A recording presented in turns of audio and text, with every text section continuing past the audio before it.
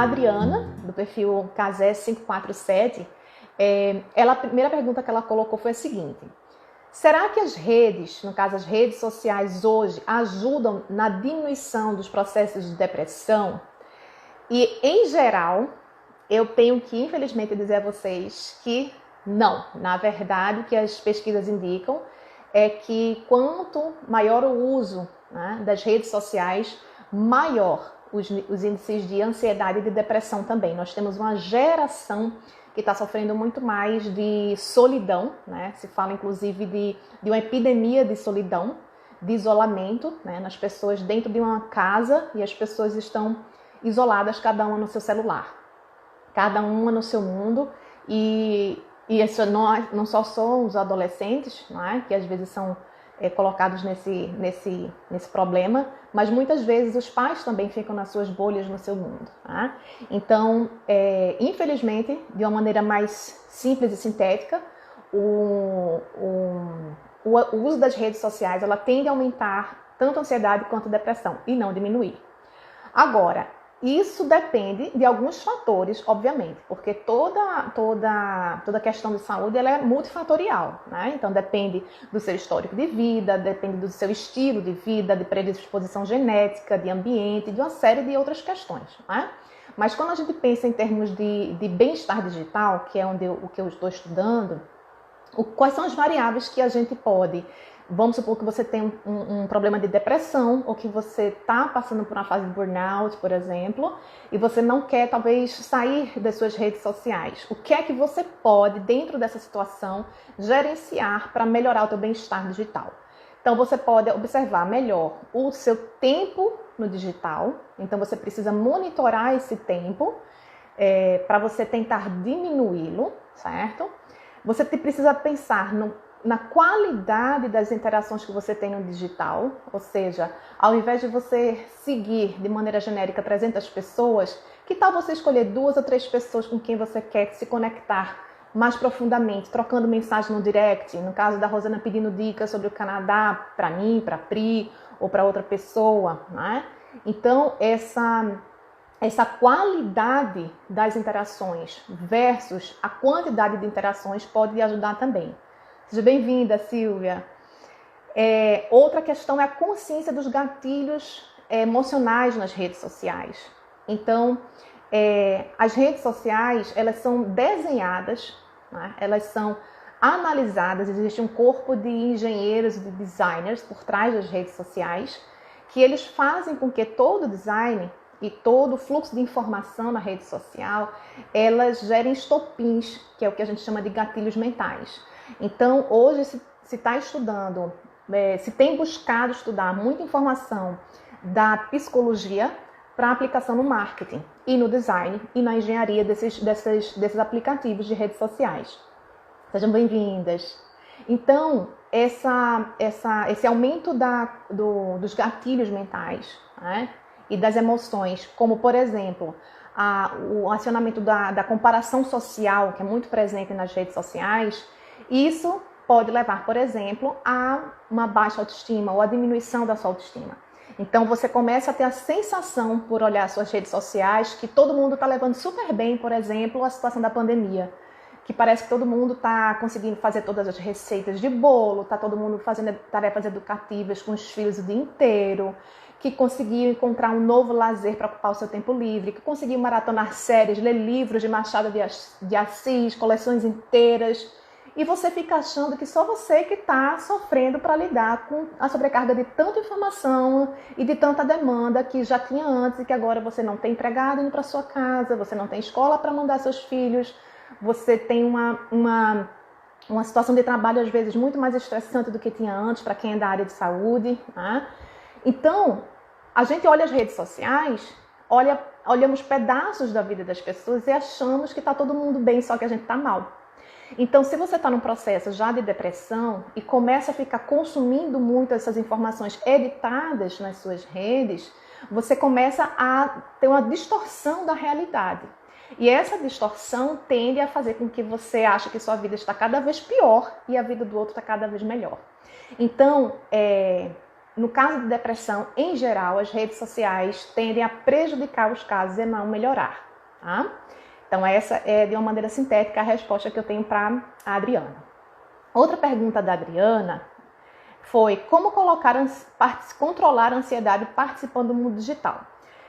Eu já passei algumas dicas para vocês, né, que estão relacionadas à pergunta anterior, mas uma das dicas bem clássicas que eu dou é estabelecendo limites claros com relação ao tempo que você quer ficar na rede social.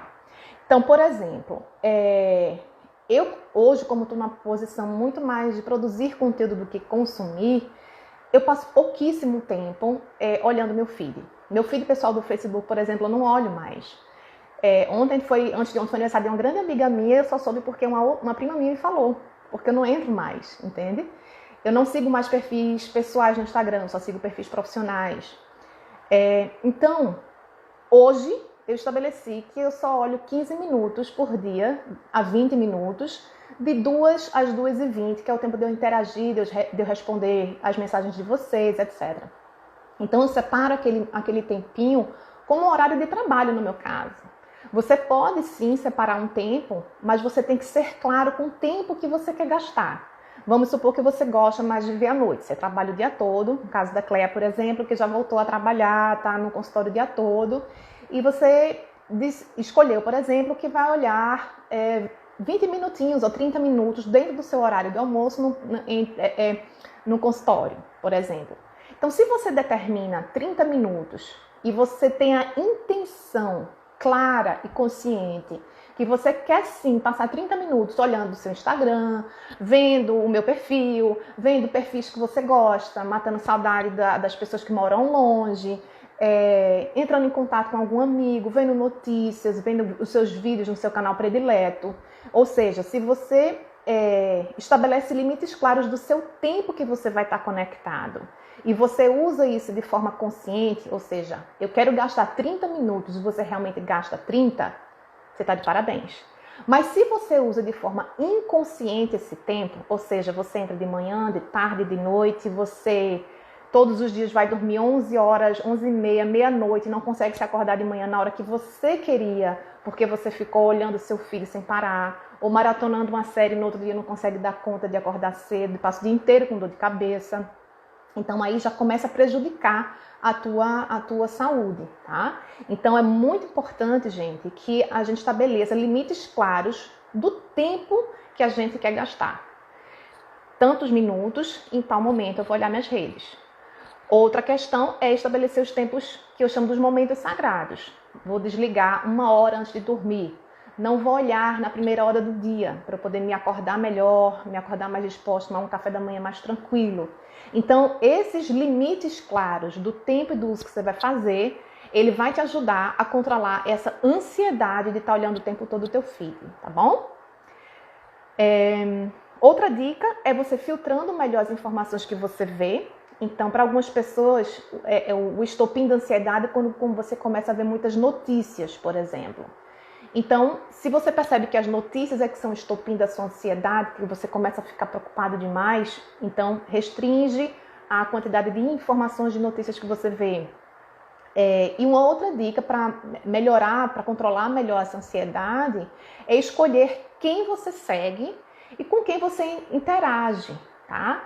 Então, se você fica interagindo com, por exemplo, perfis profissionais que eu leio, que eu gosto de ler e que eu aprendo, no meu caso, por exemplo, eu amo ler o Contente.você.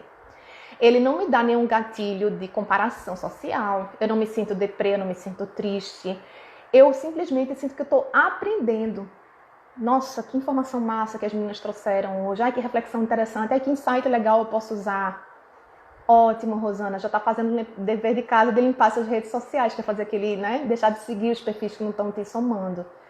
Então, essa escolha consciente que a Rosana está fazendo, que muitos de vocês já praticam, né, estão começando a praticar, ele vai aos poucos filtrando aquilo que a gente está vendo. Porque essas informações que entram na nossa mente, elas não são inócuas, elas não são, elas causam algum tipo de emoção.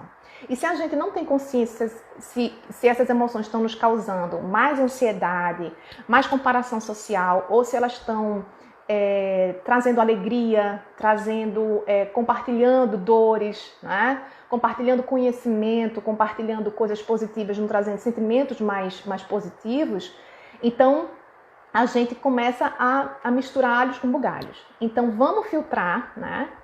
Quem é que a gente segue, para que o nosso feed possa ficar cada vez mais limpo e mais aderente com coisas que nos somam, tá? Que nos provocam emoções boas ou que melhoram a gente de alguma forma, tá bom? Então isso vai melhorar o seu bem-estar.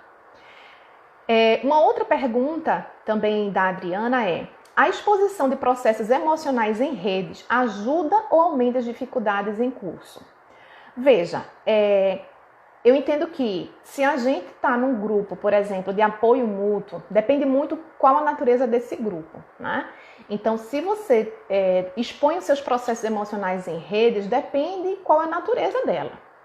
Por exemplo, se você tem um grupo fechado, no Facebook, por exemplo, ou em outro tipo de plataforma, de pessoas que têm o mesmo interesse e todo mundo abertamente compartilha os seus problemas, troca ideias, se ajuda mutuamente, pode ser positivo, sim.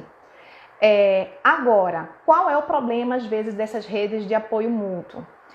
Ela pode ter informações de qualidade ou pode estar recheada de achismos, certo? Então, a gente tem que ter muito cuidado, porque às vezes as pessoas têm boa intenção de ajudar, mas às vezes as trocas de informação entre pares é diferente de você ter um grupo presencial, por exemplo, de um grupo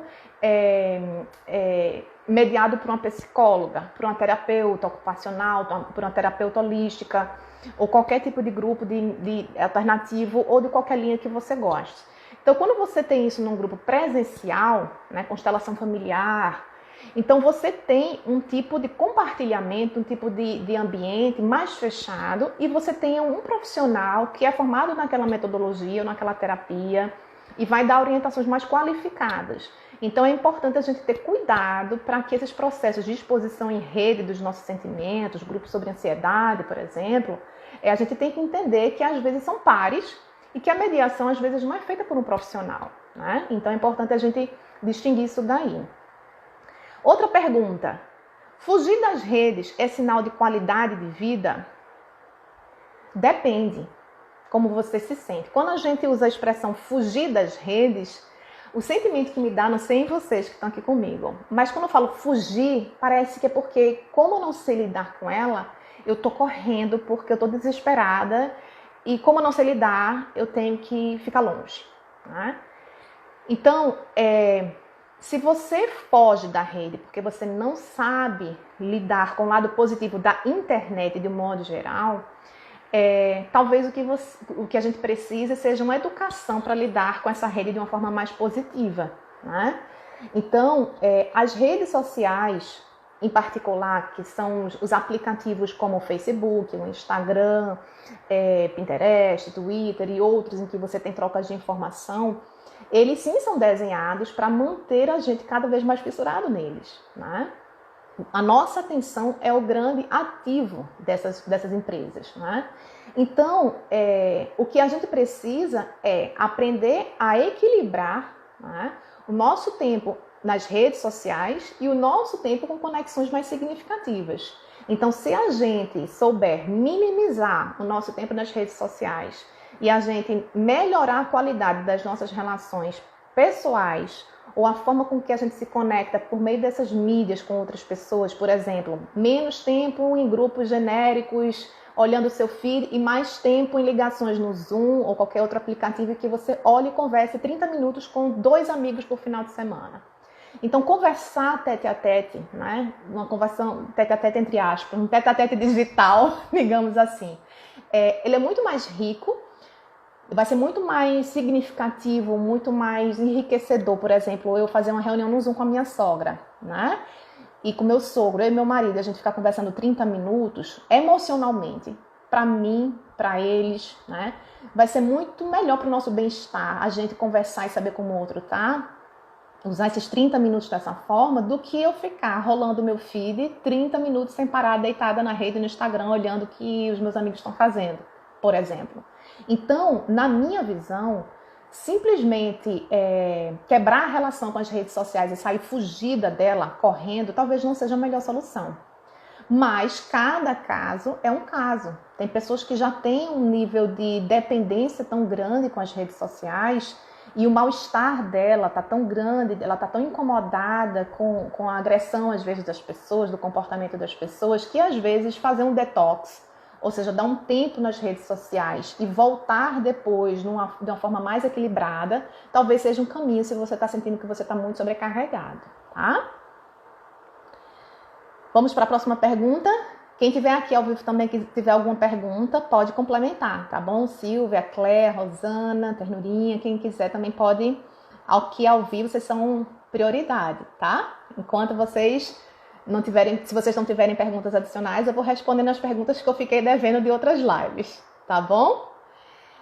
A Fabiana Ribeiro Vasconcelos me perguntou assim: como prevenir ansiedade para quem está na linha de frente nessa pandemia? Que é o caso da Cléia, por exemplo, que está aqui com a gente, né? A Fabiana, ela é enfermeira e ela diz: confesso que não está sendo fácil. Muitas vezes corro do mundo digital, ou seja, aquele processo de fuga que a gente estava falando, né? Sei que é importante e necessário, mas temos que ter sabedoria para utilizarmos. Exatamente. Então, prevenir a ansiedade para quem está nesse contexto da pandemia como profissional de saúde, eu acho que é uma das situações mais desafiadoras, né? Porque o que eu testemunhei, né, com a minha sogra, por exemplo, e que eu vi em vários profissionais dessa área de saúde, é aquele conflito da vocação do cuidar do outro, a vontade de cuidar do outro, a vontade de se fazer útil, de salvar vidas, versus o instinto natural nosso de autoproteção e preservação. Né? Então, independente de quão altruísta você é, ou quanto você ama a sua profissão, enquanto ser humano, nosso instinto de preservação de espécie é algo inato e irracional. Então, nosso cérebro não é só racional, né? Nós temos uma parte do sistema que é racional e uma parte irracional de que a gente não tem um pleno controle dele, né? Então, é natural que a gente tenha tido um conflito, uma luta interna entre a nossa razão e a nossa missão profissional, a nossa vocação e o nosso instinto de sobrevivência, né? Então, o que eu acho importante no caso desses profissionais é buscar apoio, quando for necessário, profissional, especializado, com psicólogo, com psiquiatra, com grupos de apoio presencial, né? Utilizar todas as ferramentas que tiver ao seu alcance, né? Para que você possa restaurar o seu bem-estar e você tenha um espaço de ressignificar essa experiência, né? E é sim desafiador, né? Correr do mundo digital, se for no sentido de correr do excesso de informação que circula no meio digital sobre a pandemia, sim, nesse aspecto eu acho que a gente precisa se preservar, inclusive enquanto profissional, porque a gente só pode emitir uma opinião enquanto profissional para orientar um paciente, por exemplo, ou tomar decisões com informações fidedignas. Então, nesse caso, para além da ansiedade, é super importante. A Cléia testemunha aqui. Sim, eu procurei filtrar informações confiáveis para manter a minha saúde mental. Exatamente. Porque se a gente ficar consumindo todas as informações sem olhar qual é a fonte, né? Então, por exemplo, se você fica vendo muito vídeo em grupo de WhatsApp e você perde seu tempo com só esses vídeos que você não sabe de quem veio e desperdiça o tempo de estar estudando, por exemplo, uma informação oficial que veio da prefeitura da cidade do Recife, né? Ou do sistema de saúde público brasileiro, ou de recomendações oficiais da OMS, você fica perdido, do mesmo jeito que a população geral, e fica mais aterrorizado do que deveria, né? Então, as informações que circulam na internet, elas, infelizmente, eu estava vendo um pedacinho hoje de um documentário que depois eu vou compartilhar com vocês, chamado Dilema Social, em inglês. E ele diz que foi lançado essa semana no Netflix. E eles falam que as fake news, que são as notícias falsas, hoje existem pesquisas que mostram que elas circulam 6 vezes mais rápido que as notícias verdadeiras. Então imagina o trabalho da OMS, por exemplo, para desmentir informações inverídicas sobre a pandemia, se elas circulam muito mais rápido e às vezes em mais velocidade. Então é muito importante para quem é profissional de saúde, para lidar com a ansiedade, além desse aspecto, cuide de você primeiro, procure uma ajuda profissional, porque você sim precisa e merece de um suporte adicional, né? De um espaço para você conversar e trabalhar com isso.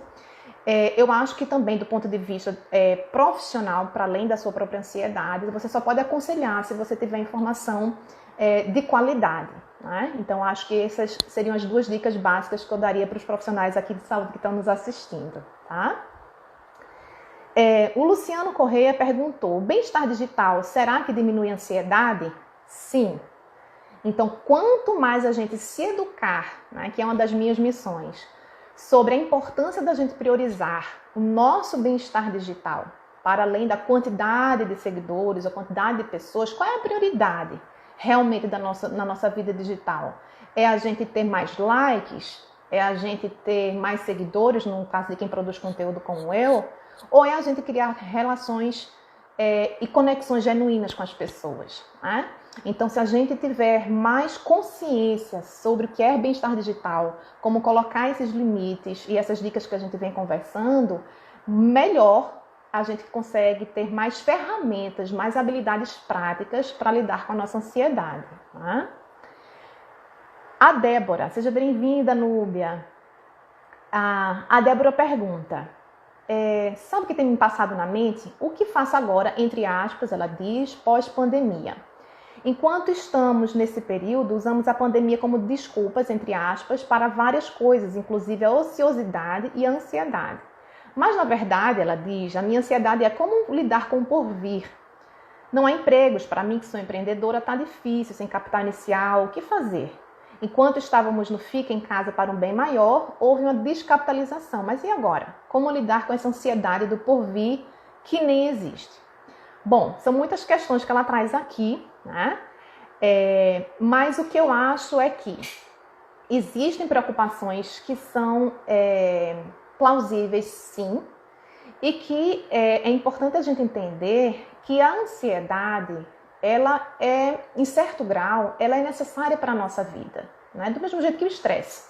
O pai do Mindfulness nos Estados Unidos, o professor Jon Kabat-Zinn, ele diz, o estresse, ele é positivo porque ele nos mantém atentos aos riscos que estão ao nosso redor. Então, a gente não pode viver alienado do que existe uma pandemia, por exemplo, né? Eu preciso saber que eu tenho procedimentos de lavar as mãos, de procedimentos de máscara, de procedimentos de distanciamento social, mas, ao mesmo tempo, eu não posso ficar ansioso por algo que nem se concretizou ainda. Então, enquanto negócio empreendedor, o que eu acho que a gente precisa fazer? O que é que está sob o meu controle hoje e agora que eu posso fazer diante do meu negócio? Eu posso fazer uma nova forma de serviço diante desse contexto da pandemia? Eu vou ter que me reinventar. Por exemplo, eu não sei qual é o negócio da Débora, porque ela não coloca aqui, mas eu vou compartilhar rapidamente, nesses últimos minutinhos, o caso do café da Bela.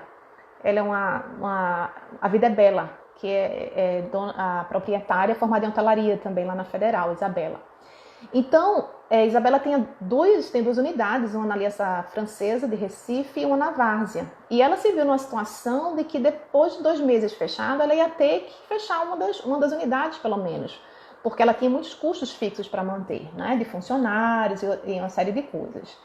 E ela teve que se reinventar rapidamente, né? No caso dela, ela começou a fazer serviço de delivery, ela começou a fazer vendas como é que eu posso dizer? Pré-pagamentos de vendas posteriores, tipo pacotes, sabe? Então você pagava um pacote para fazer, ela começou a fazer tipo umas marmitas para entregar em casa, porque aí muita gente também ficou sem empregada, sem saber cozinhar, tendo que trabalhar em home office, sem escola dos filhos. Então ela percebeu que muita gente também estava numa situação de pânico nessa história de como é que eu vou organizar minha vida pessoal, minha cozinha sem a empregada e sem ter minha rotina com os meus filhos, né? E aí, o que é que ela fez? Para ter uma entrada de fluxo de caixa antecipado, ela deu desconto para pessoas que fizessem um pagamento de pacotes antecipadamente, para acho que algumas semanas para frente. Então, ela conseguiu uma entrada de capital para manter o básico dos funcionários, e a cozinha continuou funcionando porque ela começou a fazer serviço de delivery.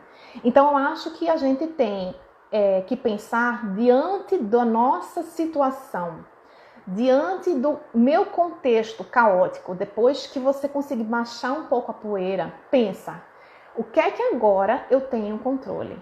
Porque o ansioso, ele fica querendo antecipar às vezes os problemas, e a gente não pode ficar antecipando o problema, porque a realidade que a gente pode agir é a que está na nossa mão hoje. Como é que eu posso reinventar meu negócio hoje? O que vai acontecer pós-pandemia, nós não sabemos. Nós não sabemos quando a vacina vai acontecer, nós não sabemos quando é que a gente vai poder andar sem máscara, né? Então, a gente precisa se libertar dessa ansiedade excessiva de ficar pensando no que vai ser amanhã. Vamos pensar no que é que a gente pode fazer hoje com o que a gente tem hoje, tá bom?